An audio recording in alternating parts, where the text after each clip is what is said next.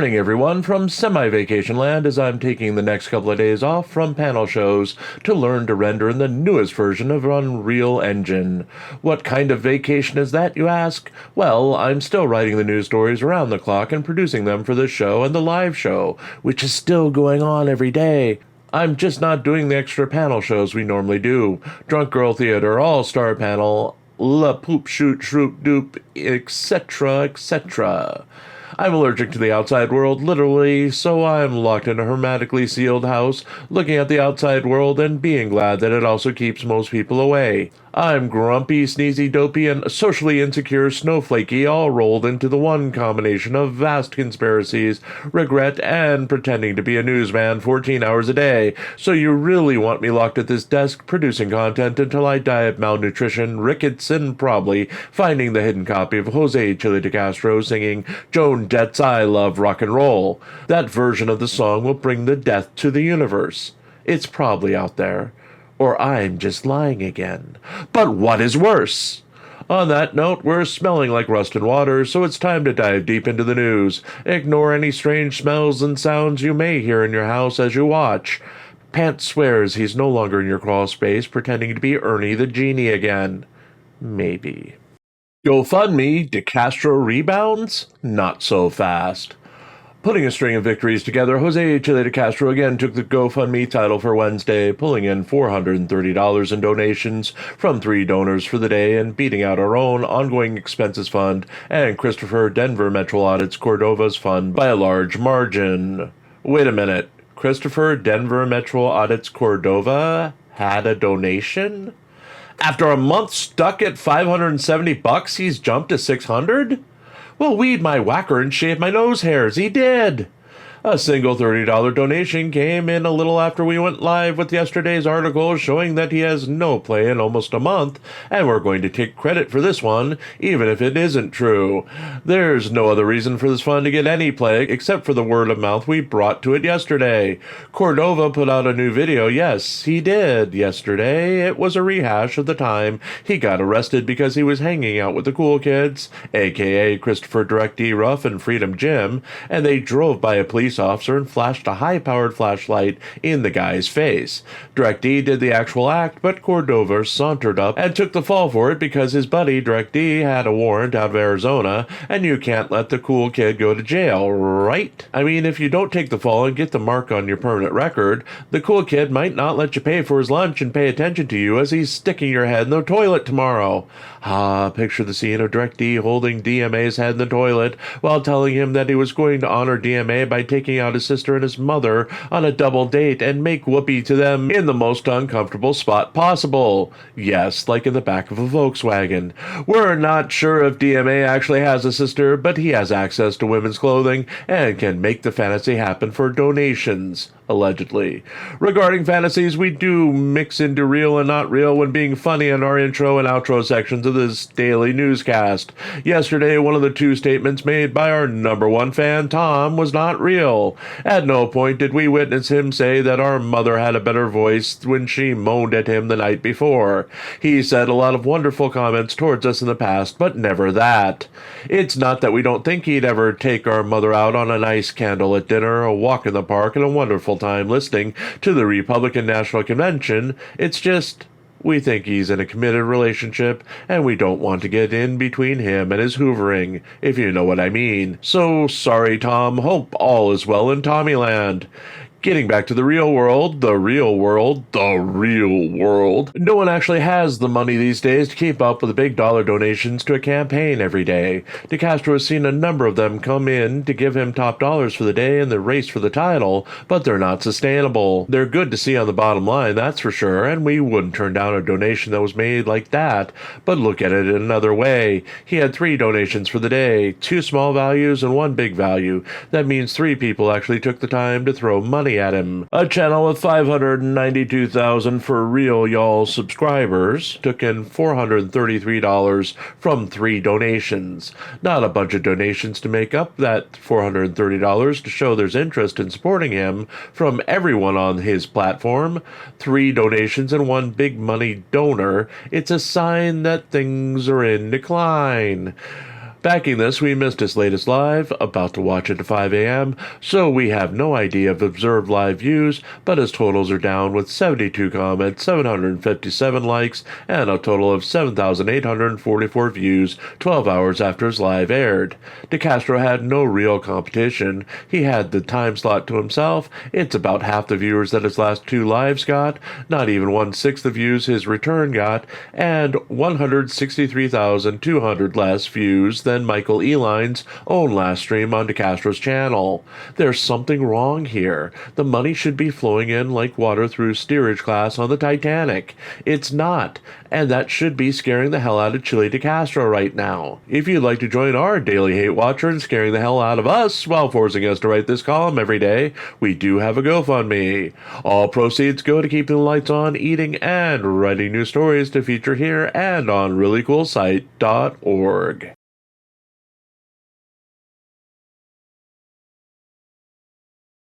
Long Island Audit loses motion. Sean Paul, Long Island Audit Riaz's Tuesday night live stream featured his protest of a ruling in his Schenectady, New York criminal case on Tuesday, where he is on trial for trespassing at the city hall. The video had 209,000 views out of Riaz's 778,000 subscribers, representing 27% of his subscriber base, 15,000 likes, and 2,200 comments since airing on Tuesday.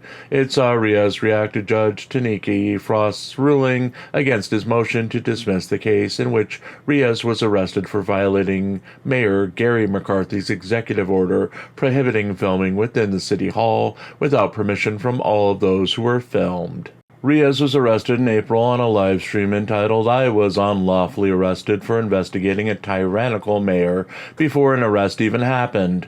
During the video, Riaz walked through the city hall, openly filming, and was denied an immediate meeting with Mayor McCarthy.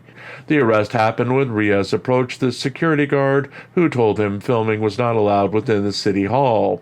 Riaz protested, and when Riaz refused to stop filming, he offered no resistance to the arrest and was later released without incident. Riaz used the livestream to display features of the Attorney Shield paid application that he works for.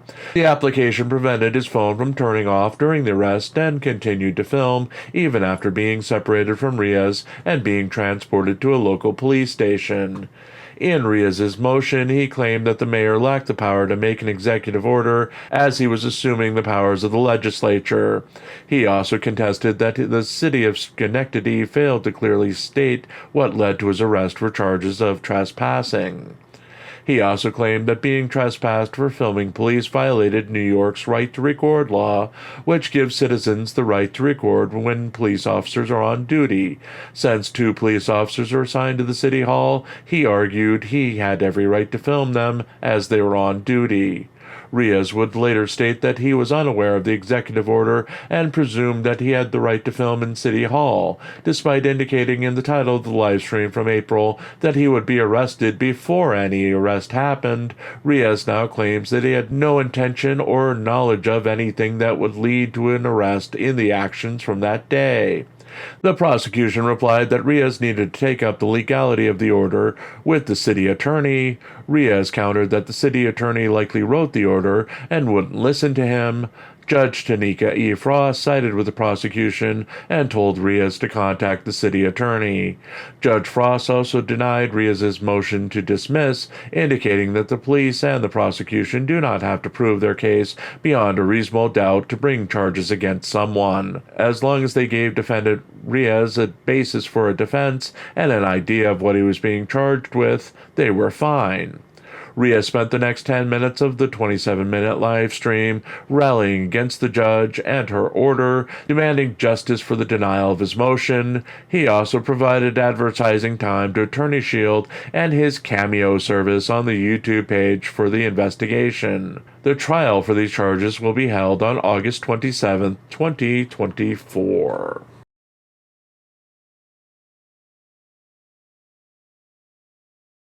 DeCastro appears on Michael Ehline's Livestream. Jose Chile DeCastro appeared on Michael Ehline's broadcast on Tuesday night to do a rare interview with an outside channel that shed some light on what he's going through since being released from the Clark County, Nevada Detention Center. DeCastro, appearing from an office space in front of a wall that was entirely green-screened, was candid in admitting that he took the first 24 hours out of the jail to himself, spending time with family and not looking at his phone. He claimed to be catching up on his sleep for the past few days instead of focusing on the mission, and thanked Ehline for being the lightning to his thunder in the movement. He further said that despite Ehline's higher viewing numbers on DeCastro's own channel, that there was no jealousy, just relief for the work Ehline had done. Michael Ehline and Brian Here's the Deal Young took over hosting DeCastro's channels while the YouTuber was incarcerated, with Ehline somehow eclipsing viewer totals that DeCastro has put up over the past year on his own channel. DeCastro's physical decline was on display as the YouTuber claimed that he put on 20 pounds from being in jail, and he was going to take before and after photos, which he'd display only after he lost the weight. He also claimed that his thumb was damaged and would need to be fixed, allegedly from the pressure put on his ulnar nerve in his arrest last year by Officer Jesse Sandoval of the Las Vegas Metro Police Department, who was restraining DeCastro in the arrest. Addressing his finances, DeCastro admitted that he was still on the hook for Garrett Press with Wrangler Van Net's legal bills as he signed a contract for it. He claimed that he had only made a third of the payments towards the overall bill and had to honor the commitment because he signed his name to it. DeCastro also stated that he was thinking of traveling to Michigan for Van Net's trial at the end of July. In his own legal fees, he has hired Josh Tomczyk for his upcoming criminal case for obstructing an officer in Las Vegas. DeCastro said that he gave Tomczyk $15,000 out of a total of $25,000 in fees and warned his viewers not to skimp on legal representation. Despite his feelings of inadequacy in his bloated body, he launched into an attack on Justice of the Peace Ann Zimmerman, calling her Crooked Jaw for her old crooked jaw and claiming that everyone in the jail knew her by that moniker, but then claimed he forgave the unprincipled and nasty judge and let his anger go. As Zimmerman is not running for re-election, Ehline's co-host, BZ Watchdog, suggested DeCastro file a judicial complaint against her, which DeCastro admitted that his team was doing right now and that someone named Thompson was writing the brief. Ehline suggested a civil rights attorney named Alan Beck, who DeCastro should talk to about taking his case in Nevada via pro hac vice status, which would allow him to practice in the state without being licensed in the state. That would require a local attorney to allow the use of his local license for that to happen. When BZ Watchdog brought up the case of Associate Texas girl, who is facing charges, DeCastro suggested gathering everyone from the movement to march on the town in order to show support for her. DeCastro has pledged that he would do interviews on his supporters' channels where they could ask him 10 questions about jail, which he would answer on the air. The first of the suggested interviews has not been scheduled as of press time.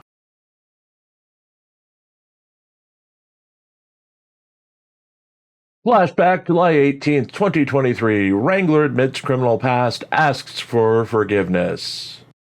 Michael Fraud at Wrangler Kaiser went live on Monday to address claims made by host Dan of the Welsh News Network about his criminal past. Kaiser admitted that he had previously been convicted of multiple felony charges in the state of Alabama. Those charges include a felony conviction in 2012 for second-degree receiving stolen property, 2 2012 felony convictions for second-degree theft of property, and a 2016 felony conviction for third-degree burglary. The YouTuber also admitted that he was currently facing an ongoing case from 2022 in which Kaiser has been charged with multiple felony charges including fraudulent use of a credit card, third-degree theft of property, and burglary in the third degree. While admitting guilt, including guilt for his ongoing criminal case, Kaiser blamed drug addiction for his actions. His most recent conviction was due to obtaining prescription medication from the Veterans Administration during the outbreak that led to his decision to steal credit cards from his work to obtain drugs. Kaiser stated that he was guilty of everything in Dan's reporting except for stolen valor and murder charges. While Kaiser may have heard the accusations from other sources, host Dan mentioned the murder charges and that they were dropped and made no accusations of stolen valor during his reporting. The YouTuber thanked his fans for their support and pledged that he would be undeterred in his mission as he moved forward with his YouTube career. care, pending the result of the outstanding felony cases.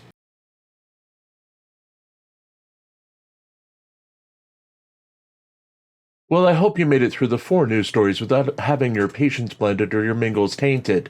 Pants has shown himself to be in a very special place, sound asleep with his bottle of Junebug wine and his copy of 1993's Penthouse magazine's Letters from the Edge. Hint, he wrote all the letters that month. That greedy little munchkin got paid well in old NES cartridges and 1990s wine. Lots of it. Special thanks to Colin Project Constitution Campbell for telling us about DeCastro's appearance on the Michael Ehline News Hour and Nose Hair Removal Special. Colin gets a lot of grief, but sometimes he does find things that no one else dares to see, and we're thankful for it. We're still in forced vacation until Monday, so please don't look at the dirty house behind us as we forgot to turn the webcam back on. On that note, we do have plans for the animal lovers coming up, but we're not quite there to make the announcement. We are still taking donations over on our GoFundMe to hit up keeping the lights on and all that jazz, plus Helen the cat needs puffy Cheetos, as she's currently stalking me and ruining the last take of this recording in demand for the snack food items. Please hit the donation links. She's gonna kill me. She's over 15 years old and probably her namesake. Reincarnated, mind you. My maternal grandmother reincarnated. She is in the feed me or die phase and needs the ended supply of, oh God, pants is loose. Somebody help me. We'll see you tomorrow.